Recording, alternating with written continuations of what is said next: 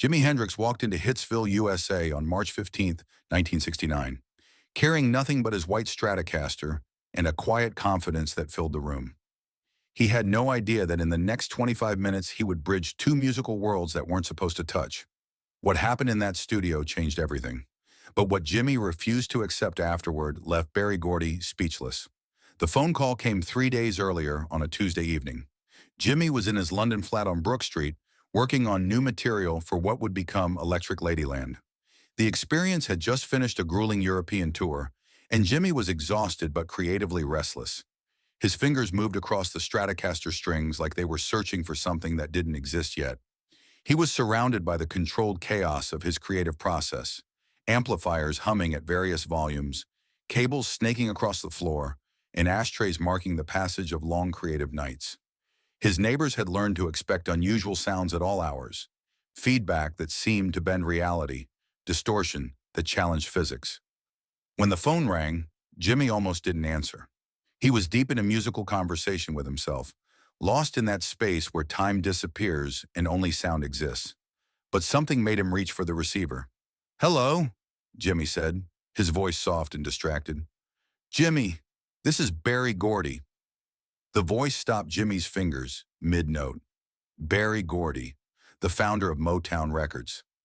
The man who had created the soundtrack to America's civil rights movement. The architect of the Detroit sound that had given voice to Diana Ross, Stevie Wonder, and the Supremes. Jimmy thought it was a joke, someone from his management company playing a prank. "Right," Jimmy said quietly, "and I'm the Queen of England." "Jimmy, I'm serious. I'm calling from Detroit. We have a situation here that only you can handle. Diana Ross has a new song, and it needs something we've never tried before. It needs rock soul. It needs you."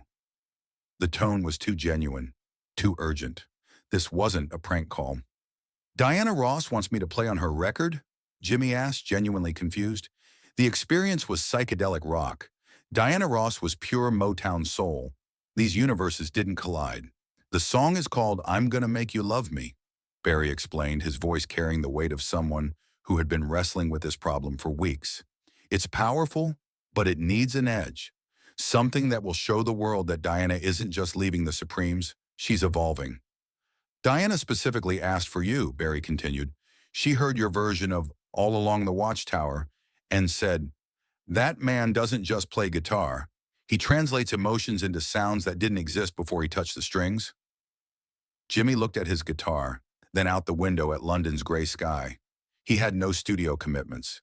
The experience was between projects. He had nothing to lose. "When do you need me?" Jimmy asked simply. "Can you fly to Detroit tomorrow? We'll cover everything." "I'll be there." The flight from London to Detroit gave Jimmy 8 hours to think about what he was walking into.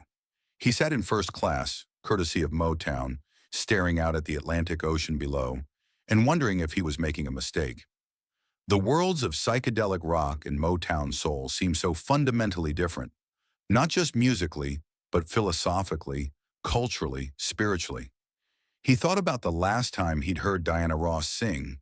It was "Where Did Our Love Go" on the radio in a New York taxi, her voice cutting through the urban noise with such clarity and emotion that he'd asked the driver to turn it up. There was something in her delivery that reminded him of the old blues singers his father used to play, a raw honesty wrapped in sophisticated packaging. But could his guitar, which had spent years learning to scream and wail and bend reality, learn to whisper and caress and support? Could the same hands that had set guitars on fire at Monterey find a way to serve someone else's artistic vision without losing their own identity? As the plane descended into Detroit, Jimmy made a decision that would define the entire session. He wouldn't try to be anyone other than who he was. If Berry Gordy and Diana Ross wanted Jimi Hendrix, they would get exactly that. Not some watered-down, radio-friendly version, but the full complexity of everything he'd learned from blues, rock, jazz, and the spaces in between. That Thursday, Jimi Hendrix took a cab from Detroit Metropolitan Airport directly to Hitsville, USA. He didn't call his bandmates. He didn't inform his manager. He just grabbed his Stratocaster and walked into Motown's legendary Studio A like he was visiting an old friend. What he didn't know was that Berry Gordy had been trying to add rock elements to Motown's sound for months. The music world was changing. The Beatles had gone psychedelic. Bob Dylan had gone electric. Even soul music needed to evolve or risk being left behind. Jimmy walked into the studio and immediately felt the weight of musical history. The walls seemed to vibrate with echoes of every classic recorded there. My Girl, Dancing in the Street, I Heard It Through the Grapevine. The smell was distinctly different from the rock studios he knew. Less cigarette smoke and leather, more polish and professionalism. Everything was precisely organized, reflecting Motown's reputation for technical perfection. The room was fuller than he'd expected. Smokey Robinson stood near the back, watching with curious interest. Norman Whitfield leaned against the wall with a slight, skeptical smile. The Funk brothers were setting up their equipment with professional efficiency. And there was Diana Ross. She stood near the piano, smaller than Jimmy had expected, but her presence filled the room. She was wearing a simple white dress, her hair perfectly styled. But it was her eyes that surprised him most. Behind the famous smile, behind the confident posture, he saw genuine nervousness. This was Diana Ross, who had performed for presidents, who had conquered every major venue, and she was nervous about whether this collaboration would work. Jimi Hendrix, Diana said, extending her hand with trademark grace, though Jimmy could hear a slight tremor in her voice. Thank you for coming all this way. I know this must seem unusual. Jimmy shook her hand gently, surprised by how small it felt in his own. Her nervousness somehow made his own disappear.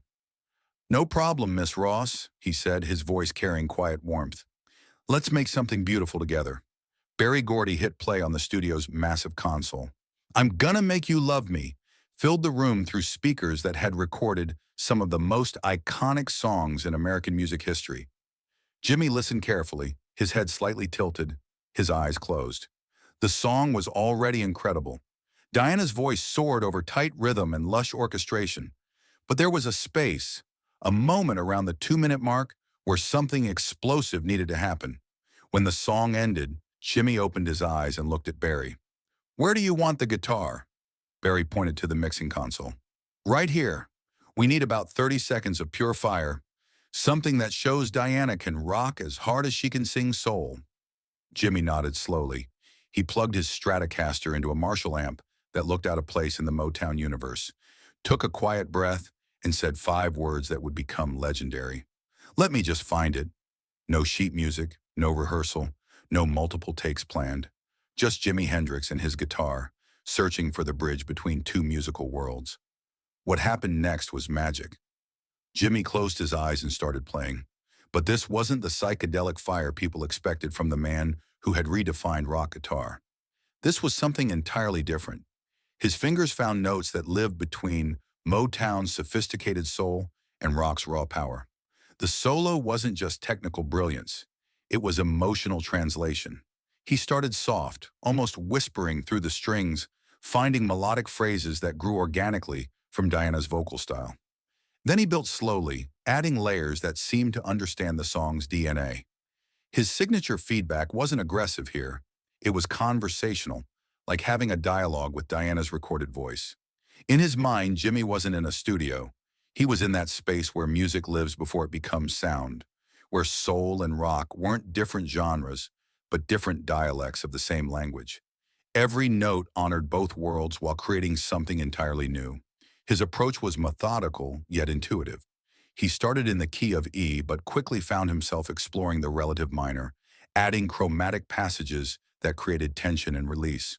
His left hand worked the fretboard like a painter mixing colors on a palette, finding the blue notes that spoke to Diana's gospel background, the sharp fourths that added rock edge, the suspended chords that created emotional ambiguity. The Stratocaster responded to his touch like an extension of his nervous system. When he needed warmth, he rolled back the tone knob and played closer to the neck pickup. When he needed bite, he switched to the bridge pickup and let the natural brightness cut through. His right hand alternated between gentle finger-picking and aggressive strumming, sometimes within the same phrase. What made the solo revolutionary wasn't just the notes he played, but the spaces he left. Unlike his rock performances where he filled every available sonic space with layers of sound, Here he practiced restraint. Each phrase had room to breathe, allowing Diana's voice to remain the emotional center while his guitar provided commentary, support, and occasional challenge. Berry Gordy had stopped taking notes. The engineer forgot to adjust levels. Even the Funk brothers had set down their instruments and were listening with the focused attention of master craftsmen recognizing something extraordinary. Smokey Robinson, who rarely showed emotion during studio sessions, was nodding his head with a small smile of recognition and respect. The middle section soared, incorporating Motown's melodic sophistication with rock's emotional directness. He found chord voicings that honored both traditions while creating something new. The ending exploded with joy, a celebration of dissolved musical boundaries. It was 30 seconds of pure discovery. When he finished, Studio A was wrapped in profound silence. Berry Gordy stared at the mixing console like he'd witnessed a miracle. Diana Ross had both hands pressed to her chest, tears streaming down her cheeks. The Funk brothers stood frozen, having never heard anything like what Jimi had just played. Jimi opened his eyes slowly, blinking as if returning from a distant journey. "Was that what you were looking for?" Berry slowly shook his head in amazement. "Jimi, that was perfect. That was one take." "Good," Jimi said, unplugging his guitar. "Anything else you need?" Diana finally spoke, her voice barely above a whisper. "Jimi, that was incredible. That was exactly what this song needed to become something bigger than I imagined." Jimi just smiled quietly. Music doesn't have boundaries unless we build them. Then came the moment that would confuse the music industry for years. Berry Gordy pulled out a contract. "All right, Jimi, let's talk business. This is going to be huge. We'll give you producer credit, royalties, plus a substantial upfront payment. You're looking at serious money here." Jimi held up his hand gently. "I don't want money." The room went silent again, but this time it was different. A confused, uncomfortable silence. "What?" Berry said. "I don't want money for this," Jimi repeated quietly. "I just wanted to play." Diana looked at Berry. Berry looked at the engineer. Everyone exchanged glances like Jimi had spoken in ancient Greek. "Jimi," Berry said carefully, "this song is going to be massive. You deserve fair compensation." Jimi shook his head. "I didn't come here for compensation. I came because music called me.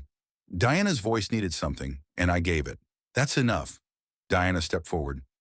"Jimi, that doesn't seem right. You just created something magical. You should be recognized." Jimi was already packing up his Stratocaster. "Miss Ross, you called me because you needed help with your vision. I helped. That's it. I have my own music to make. This was just conversation between artists." He paused, looking directly at Berry. "If I take money for this, it becomes work. And I don't want this to be work. I want this to be what it was. One musician helping another because that's what we do." Berry Gordy tried one more time. "At least let us credit you properly." Jimi thought about it for a moment. "Credit is fine, but no money. The moment I monetize this, it stops being art and becomes business. And art is too important for business." Jimi Hendrix walked out of Hitsville, USA, 25 minutes after he'd walked in. He got in his cab and headed back to the airport. He didn't think much about it. It was just another conversation between musicians. He had no idea that what he'd just done would become one of the most talked about collaborations in music history. As his plane lifted off from Detroit, Jimi looked out the window and felt something he hadn't felt in months. Pure satisfaction. Not because of money or recognition, but because he'd been asked to build a bridge between worlds, and he'd done it with love. That was enough. When "I'm Gonna Make You Love Me" was released 6 months later, it exploded. The song went to #1 on both pop and R&B charts. Diana Ross's solo career was launched, and Jimi Hendrix's guitar solo became the template for how rock and soul could coexist. But what really shocked the music industry was when word got out that Jimi didn't take any money. Record executives were baffled. Other musicians were stunned. How could someone turn down hundreds of thousands of dollars in royalties? The story spread through the industry like wildfire. At Columbia Records, executives held emergency meetings to discuss whether their artists were asking for too much money. At Atlantic Records, Jerry Wexler told his staff, "That Hendrix kid just reset the entire conversation about what it means to be a professional musician. Session musicians in Los Angeles studios talked about it for months. "Did you hear what Jimmy did in Detroit?" became a common conversation starter. Some called him naive. Others called him revolutionary. All of them were forced to examine their own motivations. Rock journalists began asking other guitarists about Jimmy's decision. Eric Clapton, when pressed about it in a Rolling Stone interview, said, "Jimmy operates on a different level than the rest of us. He's not thinking about career moves or market positioning. He's thinking about what serves the music. That's why he's a master and the rest of us are still students." Jeff Beck was more direct. He did what we all wish we had the courage to do: put the art first and let everything else fall where it may. When journalists asked Jimmy about it, his answer was always the same. Music isn't about money. Music is about connection. The moment you put a price on connection, it stops being real. But there was more to the story, something Jimmy didn't talk about publicly. In 1975, 5 years after Jimmy's death, Diana Ross gave an interview that revealed the true impact of that Detroit session. "What Jimmy did that day changed everything I understood about music," Diana said, her voice soft with memory. "He didn't just play a guitar solo. He showed me that music has no color, no genre, no boundaries. His guitar didn't play for money. It played for truth." She paused, her eyes distant. "After he left, Berry and I just sat in that studio for hours, listening to what he'd created. We realized we'd been thinking too small, too safe. Jimmy showed us that the best art happens when you stop protecting your image and start serving the music." Berry Gordy, in his memoirs, wrote, "Jimi Hendrix taught Motown something we thought we already knew: that music is bigger than business. His refusal to take money wasn't about money. It was about maintaining the purity of artistic collaboration. He showed us that some things are too valuable to sell." The legacy of that session echoed through music history. Diana Ross began incorporating rock elements into her music. Motown started experimenting with crossover collaborations. Musicians across genres started questioning whether they were making music for art or for commerce.